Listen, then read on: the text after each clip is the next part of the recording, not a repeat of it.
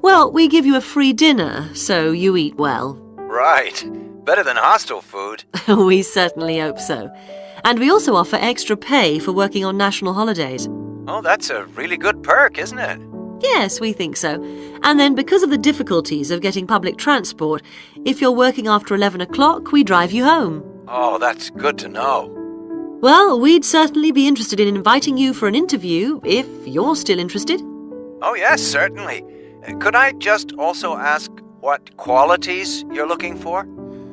Well, for this particular job, we want a clear voice, which you obviously do have. Thanks. And you must be able to think quickly, you know. Well, I hope I... So, when could you come in for an interview? We're actually quite quiet tonight. Sorry, I couldn't come tonight. Or tomorrow, I'm afraid. Thursday's okay. That'd be 22nd of October? Fine. After 5 p.m? Yes, fine. Would 6 o'clock be okay? Perfect. And could you bring along the names of 2 referees? Yes, that's fine. No problem. Good. I look forward to seeing you. Oh, by the way, who should I ask for? Oh, yes, of course. Sorry. My name is Samira Manuja. Can you spell that, please? Manuja. Okay. I've got that. Thanks very much. Look forward to seeing you later on then. Section 2.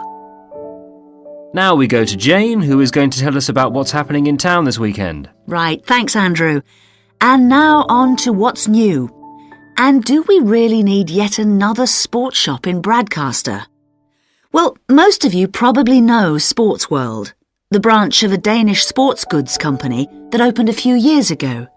It's attracted a lot of custom, and so the company has now decided to open another branch in the area. It's going to be in the shopping centre to the west of Bradcaster, so that will be good news for all of you who found the original shop in the north of the town hard to get to. I was invited to a special preview, and I can promise you, this is the ultimate in sports retailing. The whole place has been given a new minimalist look with the company's signature colours of black and red. The first 3 floors have a huge range of sports clothing as well as equipment. And on the top floor, there's a cafe and a book and DVD section. You'll find all the well-known names, as well as some less well-known ones. If they haven't got exactly what you want in stock, they promise to get it for you in 10 days, unlike the other store, where it can take up to 14 days. They cover all the major sports, including football, tennis and swimming. But they particularly focus on running, and they claim to have the widest range of equipment in the country. As well as that, a whole section of the 3rd floor is devoted to sports bags, including the latest designs from the States. If you can't find what you want here, it doesn't exist. The shop will be open from 9 a.m. this Saturday, and if you go along to the opening, then you'll have the chance to meet the national 400 metres running champion, Paul King, who's coming along to open the shop. And he will be staying around until about midday to chat to any fans who want to meet him and sign autographs. Then there will be a whole range of special attractions all weekend. There will be free tickets for local sporting events for the first 50 customers, and also a special competition open to all. Just answer 15 out of 20 sports questions correctly to win a signed copy of Paul King's DVD, Spring Tips, while the first person to get all the questions correct gets a year's free membership of the Bradcaster Gym. All entrants will receive a special sports calendar with details of all Bradcaster fixtures in the coming year. One of the special opening offers is a fitness test, a complete review of your cardiac fitness and muscle tone, actually done in the shop by qualified staff. This would normally cost £30, but is available at half price for this month only. There are only a limited number of places available for this, so to make a booking, phone 560-341. In addition, if you open an account, you get lots more special offers, including the chance to try out equipment at special open evenings. Section 3. Before we start, Spiros and Hiroko, thanks for coming in today to talk about your recent study experiences. And congratulations to you both in doing so well in your first semester exams. Thank you. I'd like to discuss with you the value of the English for Academic Purposes course you did here last year before starting your university course. Spiros, if I could start with you, what parts of the program have now proved to be particularly valuable to you? I think that having to do a seminar presentation really helped me. For example, a couple of weeks ago in our marketing subject, when it was my turn to give a presentation, I felt quite confident. Of course, I was still nervous, but because I had done one before, I knew what to expect. Also, I know I was well prepared, and I had practiced my timing. In fact, I think that in relation to some of the other people in my group, I did quite a good job, because my overall style was quite professional. What about you, Hiroko? That's interesting. In my group, I was really surprised by the way the students did their presentations. They just read their notes aloud. Can you believe that? They didn't worry about their presentation style or keeping eye contact with their audience. And I remember that these things were really stressed to us in the course here. So, how did you approach your presentation, Hiroko? Well, to speak frankly, I read my notes too. At the time, it was a relief to do it this way, but actually when I had finished, I didn't feel any real sense of satisfaction. I didn't feel positive about the experience at all. That's a pity. You know, although I was pleased with my presentation, I am not so pleased with my actual performance right now in the tutorials. During the whole semester, I've not said anything in our tutorial discussions. Not a word. Really, Spiros? Why's that? Do the other students talk too much? It's partly that, but it's mostly because I have had no confidence to speak out. Their style of speaking is so different. It's not the style we were used to during the course. They use so many colloquialisms. They're not very polite, and sometimes there seems to be no order in their discussion. Also, they are very familiar with each other, so because they know each other's habits, they can let each other into the discussion. You're right, Spiros. I have experienced that too. For most of this semester, I've said absolutely nothing in tutorials. But recently, I've been trying to speak up more, and I just jump in. And I've noticed an interesting thing. I've noticed that if they thought my point was interesting or new, then the next time they actually asked for my opinion. And then it was much easier for me to be part of the discussion. Oh, that's great, Hiroko. I hope that happens for me next semester. I'll have to work hard to find some interesting points. What helped you to find these ideas? I think that one thing that helped me with this was the reading. I've had to do so much reading this semester just to help me make sense of the lectures. At first, I couldn't understand what the lectures were talking about, so I had to turn to the books and journals. Every night I read for hours, using the lists of references that were given, and I made pages of notes. At breakfast, I read and read my notes again. This habit has helped me to follow the ideas in the lectures, and it's also given me some ideas to use in the tutorials. But I did so much reading anyway.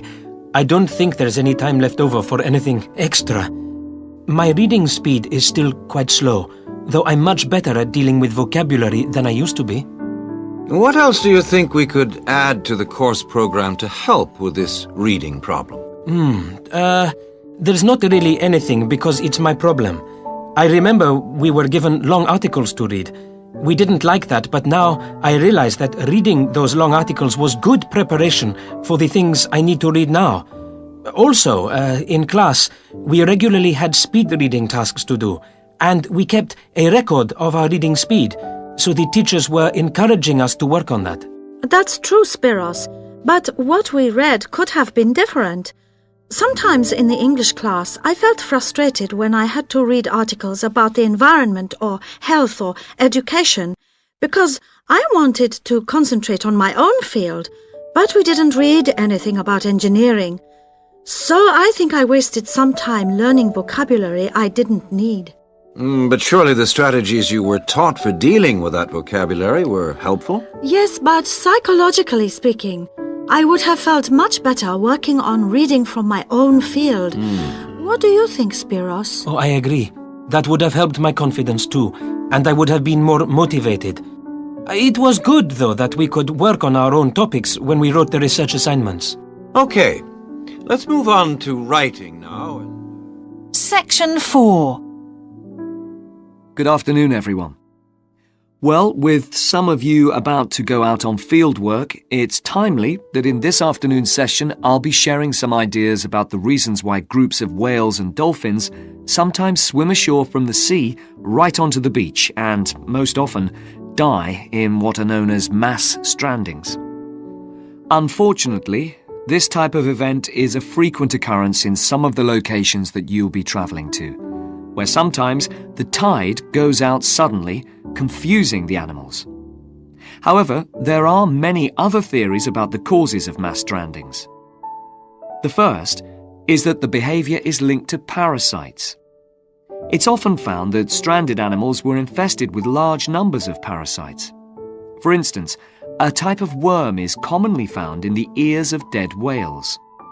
Since marine animals rely heavily on their hearing to navigate, this type of infestation has the potential to be very harmful.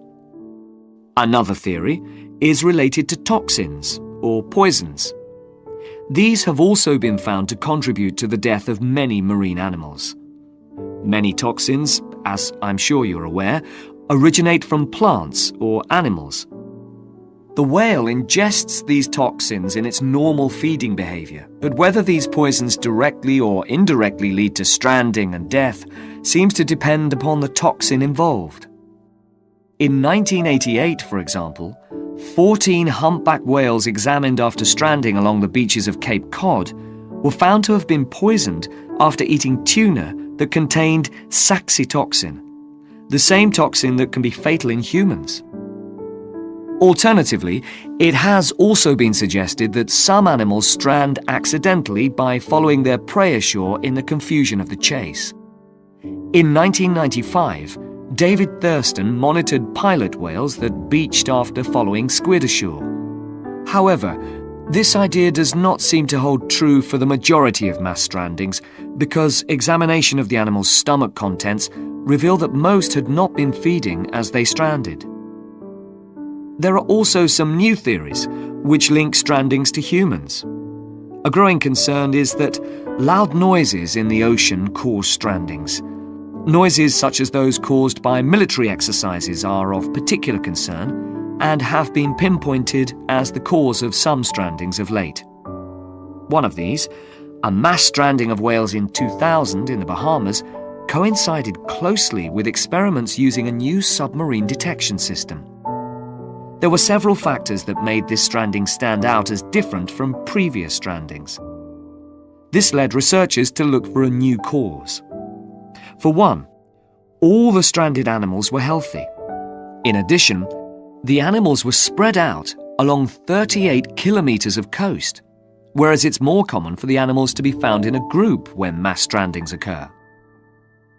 A final theory is related to group behaviour and suggests that sea mammals cannot distinguish between sick and healthy leaders and will follow sick leaders, even to an inevitable death.